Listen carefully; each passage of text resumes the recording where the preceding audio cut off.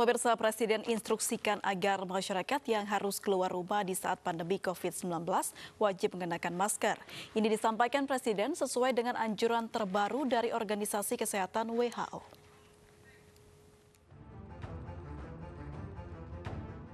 Kebijakan pemerintah terapkan physical distancing diterapkan guna mencegah penyebaran COVID-19. Masyarakat diminta jaga jarak, bahkan hanya beraktivitas di rumah saja. Namun kini masyarakat yang tetap harus keluar rumah diwajibkan untuk gunakan masker, terutama ketika berada di tempat dan fasilitas umum.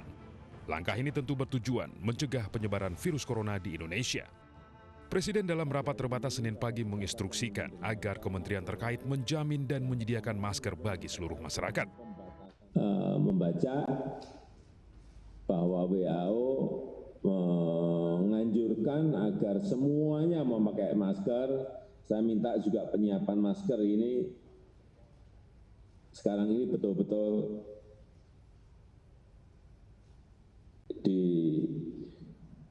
disiapkan dan diberikan kepada masyarakat karena kita ingin setiap warga yang harus keluar rumah itu wajib memakai masker karena di awal WHO menyampaikan dulu bahwa yang pakai masker itu hanya yang sakit, yang sehat enggak, tapi sekarang enggak. Semua yang keluar rumah harus pakai masker. Imbauan penggunaan masker sebelumnya juga tertuang dalam aturan yang dikeluarkan Gubernur DKI Jakarta Anies Baswedan. Mulai 12 April 2020, seluruh penumpang Transjakarta, MRT dan LRT wajib menggunakan masker. Kewajiban menggunakan masker di angkutan umum ini berlaku selama masa tanggap darurat pandemik virus corona. Ya, pemirsa, sudah adakah himbauan bagi masyarakat khususnya para pengguna transportasi Jakarta terkait kewajiban menggunakan masker? Kita akan tanyakan langsung kepada rekan Angelica Devagam yang saat ini sudah berada di Stasiun Manggarai, Jakarta. Ya, Angel, apakah masih banyak masyarakat yang terlihat belum menggunakan masker di sana? Ya, April, pemerintah telah menghimbaukan kepada masyarakat untuk wajib menggunakan masker di tengah pandemi virus COVID-19 yang kian meningkat kasus positifnya di Indonesia. Dan himbauan ini pun juga sudah diserukan ke pengelola sarana transportasi umum di stasiun MRT, LRT, KRL, dan halte Transjakarta. Salah satunya di stasiun Manggarai ini, yang mana kita ketahui sampai dengan sehari ini kereta komuter lain Indonesia masih terus beroperasi, sehingga masih banyak juga warga yang berkunjung ke stasiun untuk menggunakan jasa KRL. Dan di tengah himbauan yang nanti akan diresmikan ataupun aturan ini akan diberlakukan pada tanggal 12 April nanti. Hal ini didahului terlebih dahulu dengan adanya sosialisasi penggunaan wajib masker ini dari tanggal 5 April hingga 11 April. Di hari kedua sosialisasi penggunaan wajib masker ini, kami memantau sudah banyak warga yang menggunakan atau sadar akan penggunaan masker di tengah pandemi COVID-19. Namun April, tidak sedikit pula dari warga yang masih saja belum menggunakan masker di tengah masyarakat. Dan untuk itu inilah pentingnya peran dari petugas stasiun atau petugas sarana transportasi umum. Tadi kami melihat ada beberapa warga atau pengguna jasa KRL yang ingin memasuki stasiun kereta api atau stasiun Manggarai ini, namun tidak menggunakan masker, mendapat teguran dari petugas stasiun. Dan juga untuk sosialisasi ini pihak stasiun juga melakukan atau memberikan pengumuman akan himbauan wajib masker kepada masyarakat. Selain itu sosialisasi juga dilakukan melalui media sosial maupun juga media massa. Lantas bagaimana yang terjadi nanti jika pada tanggal 12 April masih saja ada warga yang tidak menggunakan masker? Khususnya mereka para pengguna jasa kereta api seperti kereta komuter lain misalnya. Tadi kami sudah mengkonfirmasi dari pihak Humas KCI bahwa bagi warga yang nantinya per tanggal 12 April ingin menggunakan jasa KRL namun tidak menggunakan masker, maka warga tersebut tidak diperkenankan untuk memasuki stasiun KRL. Karena sampai dengan, maksud kami dimulai tanggal 12 April nanti, penggunaan masker ini sudah wajib hukumnya di tengah pandemi COVID-19.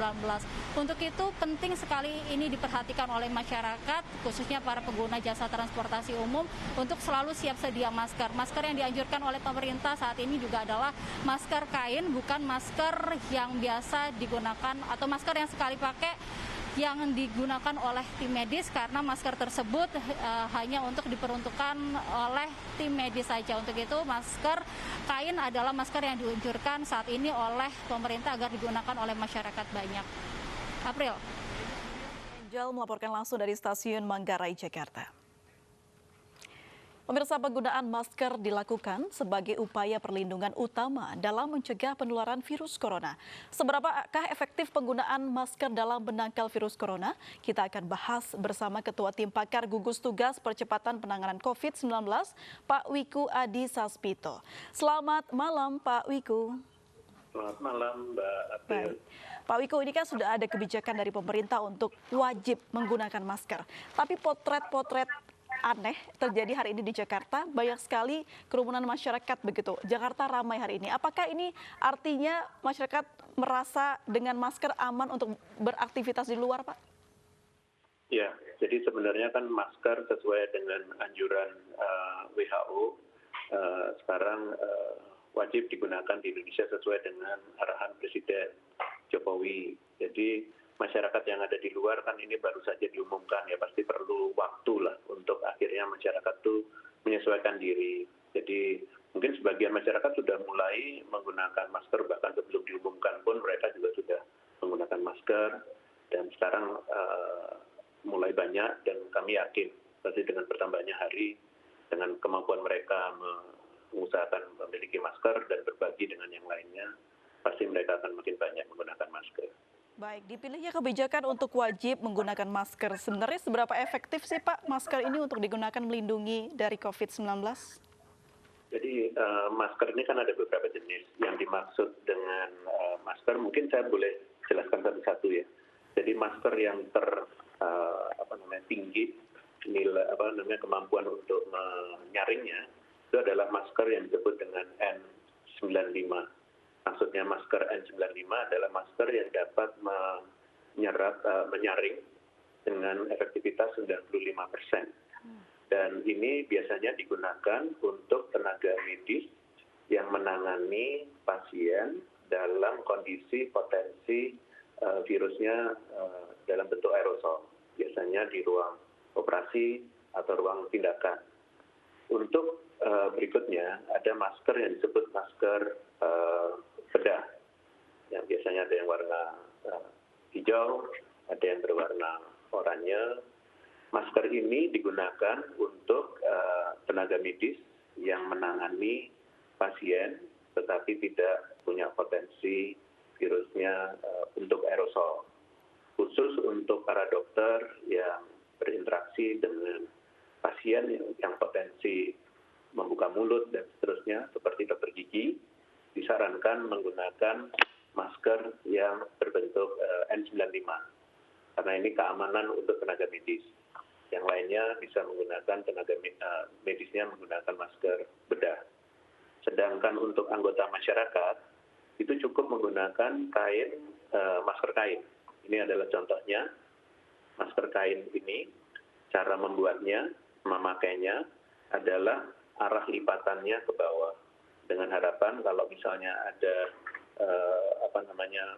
kotoran atau virus, itu bisa turun ke bawah. Dan cara memegangnya pun tidak usah dipegang di tengahnya, dan pastikan sebelum memakai cuci tangan dulu yang bersih dengan sabun dan air mengalir, kemudian pegang ini dan terus dipasang. Dan ini harus bisa menutupi mulai dari hidung sampai dengan dagu, dan semuanya rapat. Dengan demikian cukup melindungi. Nah, pasti pertanyaan berikutnya adalah masker kain seperti apa? Kami menyarankan masker kain yang 3 lapis. Mengapa 3 lapis? adalah untuk meningkatkan kerapatan dan tetap masih bisa bernafas dengan baik. Dan bahan yang direkomendasikan adalah bahan katun.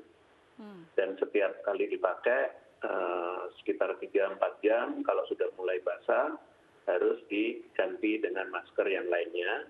Tapi masker tersebut tinggal dicuci dengan baik dengan deterjen, sehingga virus atau apapun yang ada di situ menjadi bersih dan bisa digunakan kembali.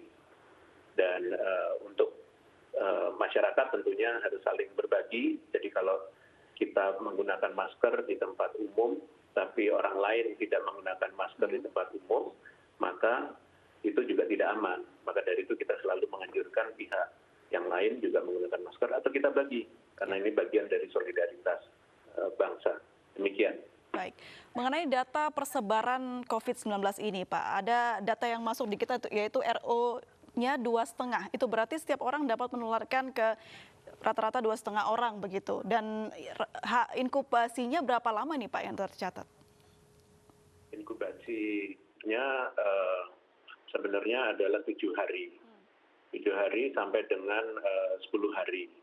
Dan mungkin kita perlu memahami bahwa dalam masa inkubasi biasanya orang tersebut tidak memiliki gejala. Bisa tidak memiliki gejala, ada juga yang sudah mulai memiliki gejala. Jadi dengan demikian kita selalu harus berhati-hati dengan orang yang kelihatannya sehat, tetapi bisa jadi tanpa gejala atau disebut OTG. Baik, berarti 7 hari ya Pak ya? Bisa berinkubasi di tubuh manusia begitu. Untuk yang persebaran dengan data RO 2,5 itu maksudnya seperti apa Pak? Betul bisa menularkan ke rata-rata 2,5 orang? Jadi itu kan berdasarkan penelitian dengan pengalaman yang terjadi. Jadi sebenarnya adalah potensi atau kemampuan seorang manusia atau penderita bisa menyebarkan kepada 2 sampai dengan 3 orang, 2,5 orang lah.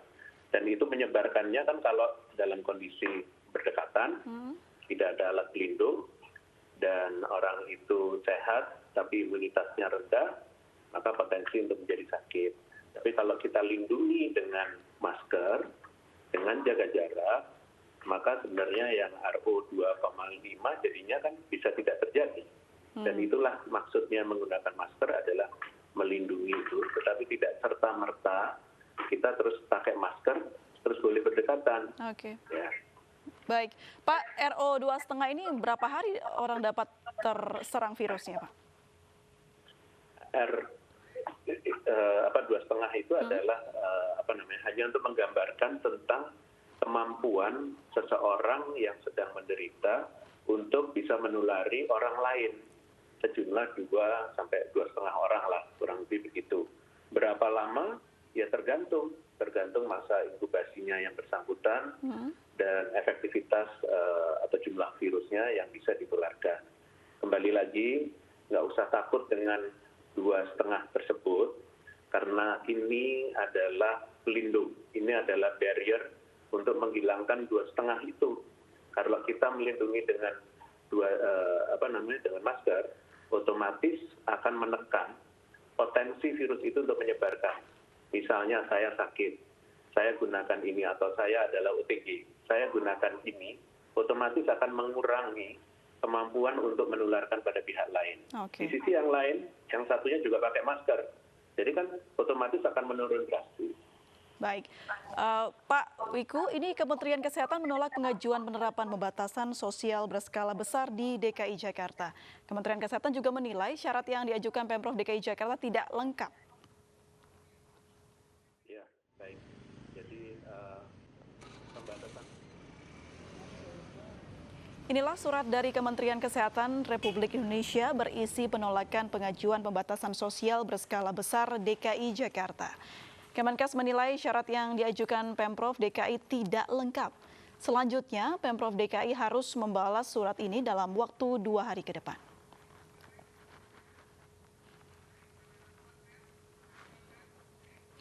Ya, Pak Wiku, mengenai hal ini, seperti apa respon Anda, Pak? Jadi begini, kalau kita melihat peraturan Menteri Kesehatan tentang pembatasan sosial berskala besar, di situ memang ada pasalnya yang menunjukkan bahwa persyaratan untuk menentukan sebuah daerah itu terjadi PSBB, di situ ada syarat-syaratnya, dan itu harus diajukan oleh suatu daerah, pimpinan daerah, kepada Menteri Kesehatan. Tetapi dalam mengajukan itu tentu perlu memenuhi persyaratan yang ada. Nah, persyaratan yang ada itu misalnya peningkatan jumlah kasus, itu harus dibuktikan adanya peningkatan jumlah kasus. Kemudian berikutnya lagi adalah penyebaran kasus. Jadi kalau tingkat penyebaran kasusnya lebih besar, itu harus ditunjukkan bahwa memang dari waktu ke waktu yang ada itu adalah penyebarannya makin banyak. Berikutnya lagi juga kemampuan dari daerah untuk mempersiapkan apabila terjadi pembatasan sosial berskala besar tersebut. Baik, berarti kendalanya hanya syarat begitu ya Pak Wiku ya? Oh iya, syaratnya itu yang harus dipenuhi untuk bisa dinilai apakah boleh untuk dilakukan itu. Baik, kalau kendalanya syarat dan ini terus berlarut begitu, berarti akan lama prosesnya Pak untuk bisa melawan COVID-19 ini? Enggak, kan sudah ada aturannya, ada batas waktunya. Jadi selama itu dipenuhi persyaratannya dan cukup kuat untuk diambil keputusan seperti itu, pasti Menteri Kesehatan mengambil keputusan untuk PSBB. Jadi tidak boleh serta-merta mengusulkan sesuatu tanpa ada persyaratan itu dipenuhi. Jadi kan nanti kan ini kan mempunyai dampak sosial juga. Jadi itulah yang harus dipenuhi oleh pemerintah daerah, oleh pimpinan daerah. Baik, ada normal atau idealnya tidak sih Pak syarat ini bisa kurang lebihnya turun berapa lama begitu keputusannya? Kan sudah ini dalam 2 hari kan sudah bisa dijawab oleh pemerintah. Jadi dipenuhi saja persyaratannya dan itu pasti kita penuhi. Baik, ini menarik Pak, banyak juga yang menyoroti kebijakan mengenai wajib pakai masker ini menenggelamkan untuk tetap di rumah. Apakah kebijakan ini juga artinya sama Pak untuk ya boleh keluar tanpa harus di rumah, yang penting menggunakan masker? Jadi pada prinsipnya menggunakan masker itu kan dalam rangka pertama adalah social distancing. Dengan menggunakan masker tidak serta-merta social distancing terus tidak terjadi. Tetap social distancing terjadi, physical distancing tetap dijalankan, tapi ditambah menggunakan masker. Di manakah itu apabila kita berinteraksi dengan orang lain? Di dalam rumah kalau kita berinteraksi dengan orang lain, ya pastinya kita harus pakai masker. Tapi kalau kita di dalam kamar sendiri, ya sudah tidak usah pakai masker. Jadi prinsipnya diambil begitu saja. Baik, pertanyaan terakhir untuk Pak Wiku. Menurut Anda sudah pantaskah Jakarta ditetapkan sebagai PSBB, Pak? Saya kembali lagi ingin melihat, dan itu bukan posisi saya untuk mengetahuinya, itu pasti Menteri Kesehatan. Tapi kembali lagi, pastikan bahwa pemenuhan argumentasi yang terkait dengan jumlah kasus yang makin meningkat, penyebarannya yang makin meningkat, dan kesiapannya pemerintah daerah, khususnya misalnya dalam konteks ini DKI. Apakah hanya DKI, ataukah juga area epidemiologi sekitarnya. Kan nggak bisa DKI hanya mengatur DKI, padahal ada Bekasi, Bogor, Depok, dan lain-lain. Baik, terima kasih banyak Pak Wiku sudah bergabung bersama kami di Special Report. Selamat malam, Pak.